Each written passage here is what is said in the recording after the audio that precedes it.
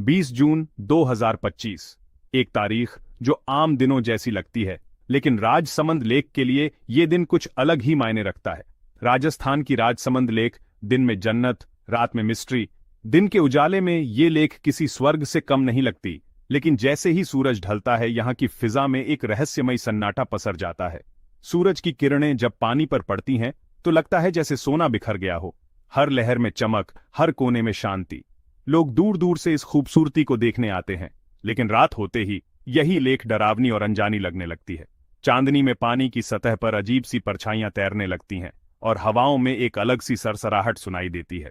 Local लोग कहते हैं इस लेक में कई राज दफन हैं, सदियों पुरानी कहानियां जिनके बारे में सिर्फ फुसफुसाहटें सुनाई देती हैं। कुछ ऐसे जिन्हें जानने की कोशिश करने वालों को सिर्फ डर ही मिला है।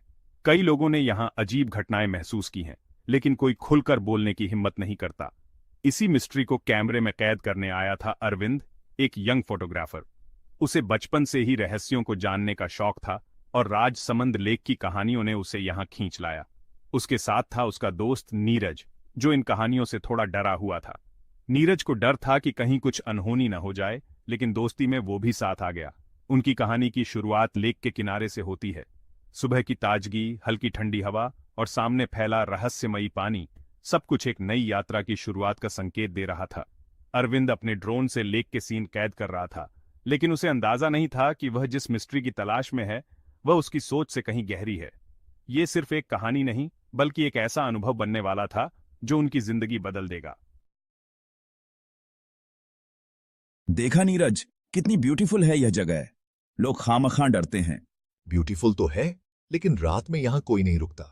कहते हैं लेक में जलपरियां रहती हैं। जो भी रात में उन्हें देखता है, वह या तो पागल हो जाता है या फिर लौटता नहीं।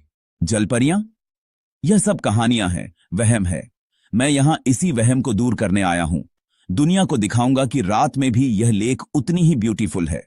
मैंने यहाँ के एक नाविक रामलाल से बात की थी। उसने अपनी आंखों से कुछ ऐसा देखा है कि फिर कभी रात में नाव नहीं चलाई। वह कहता है लेक रात में अपनी असली पहचान दिखाती है। चलो रामलाल से मिलते हैं। शायद उसकी कहानी मेरे प्रोजेक्ट को नया एंगल दे दे। लेकिन मैं आज रात यहीं रुकूंगा। वे दोनों रामलाल की झोपड़ी पहुंचे। झील के किनारे बसी उस छोटी सी झोपड़ी में हर दीवार पर वक्त की मार और यादों की परछाइयां साफ दिखती थीं। बाहर हल्की ठंडी हवा चल रही थी और झील की लहरें किनारे से टकरा रही थीं। रामलाल, लेक के किनारे लाइफ बिताने वाला बुजुर्ग, आंखों में समंदर सा दर्द लिए बैठा था। उसकी झुर्रियों में छुपा हर किस्सा जैसे किसी अनकही कहानी का हिस्सा हो। बाबूजी, आप लोग बिलीव नहीं करेंगे, लेकिन यह लेक जिंदा है। इसकी अपनी आत्मा है। यहाँ की रातें, यहाँ की हवाएं, सब कुछ अलग महसूस होता है। रामलाल ने 20 साल पुरानी कहानी सुनाई। उसकी आवाज में कंपन था, मानो वो दर्द आज भी ताजा हो। एक रात मैं और मेरा भाई किशन नाव लेकर लेक में गए। आसमान में बादल थे और पानी पर अजीब सी खामोशी थी। अचानक पानी में अजीब सी चमक दिखी और मीठी धुन सुनाई दी। वो धुन इतनी मोहक थी कि हम दोनों मंत्रमुग्ध हो गए। किशन उस चमक की ओर झुक गया। उसकी आंखों में जिज्ञासा थी, जैसे वो उस रहस्य को जानना चाहता हो। तभी पानी से एक साया उठा। उसकी आंखें चमक रही थीं। वो साया इंसान जैसा था, लेकिन उसकी मौजूदगी डरावनी थी। उसने किशन को पकड़कर पानी में खींच लिया। सब कुछ एक पल में हुआ। मैं कुछ समझ ही नहीं पाया। मैं कुछ नहीं कर सका। मेरी चीखें झील की लहरों में खो गईं। उसके बाद किशन कभी नहीं मिला। सिर्फ उसकी यादें और वो रात मेरे साथ रह गई। लोग कहते हैं वह डूब गया, लेकिन मैं जानता हूं उसे लेक ने ले लिया। जलपरियों ने ले लिया। यहाँ की जलपरियां रात में जागती हैं और अपनी दुनिया में खींच ले जाती हैं।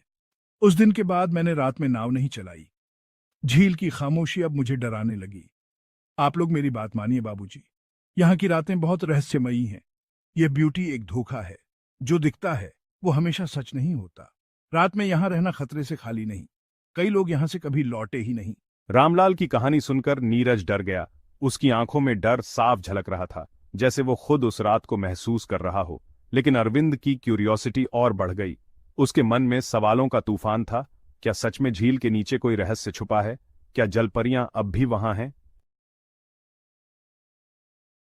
रामलाल की कहानी के बाद माहौल और डरावना हो गया। अंधेरा गहराता गया। लेक का पानी अब मिस्टीरियस लगने लगा। अरविंद, चलो यहां से। मुझे बहुत अजीब सा फील हो रहा है, जैसे कोई हमें देख रहा है। डरना आसान है, लेकिन सच जानने के लिए रुकना जरूरी है। हो सकता है रामलाल की कहानी सिर्फ एक हादसा हो। नीरज बेचैन था। उसे पानी से आती आवाजें और पेड़ों के पीछे से घूरती निगाहें महसूस हो रही थीं। अरविंद, तुम्हें कुछ सुनाई दे रहा है? पानी से आवाजें आ रही हैं। हमें यहां से निकल जाना चाहिए। बस थोड़ी देर और। नीरज, अगर कुछ अजीब हुआ तो हम तुरंत चले जाएंगे। नीरज की घबराहट और अरविंद की क्यूरियोसिटी के बीच टेंशन बढ़ गया। यह डर और हिम्मत की जंग थी। तुम मेरी बात क्यों नहीं समझ रहे हो अरविंद?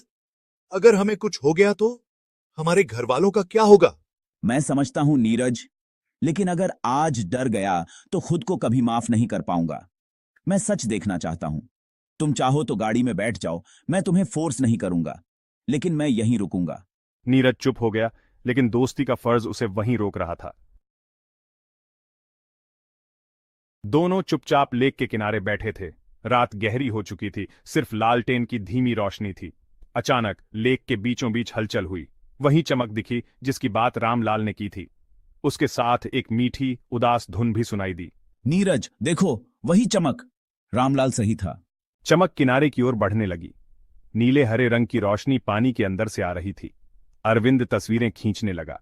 तभी उस चमक के बीच से एक साया उभरा। वह इंसान जैसा था, लेकिन पूरी तरह साफ नहीं। उसके लंबे बाल पानी में फैले थे, आंखें चमक रही थीं। डर के मारे। अरविंद, चलो यहां से। अरविंद ने कैमरे का फ्लैश ऑन किया। जैसे ही फ्लैश चमका, साया और चमक पानी में गायब हो गए। सब कुछ फिर शांत हो गया। उस इंसिडेंट के बाद दोनों वहां से भाग निकले। उनके दिलों की धड़कनें तेज थीं और पैरों में जैसे जान ही नहीं बची थी।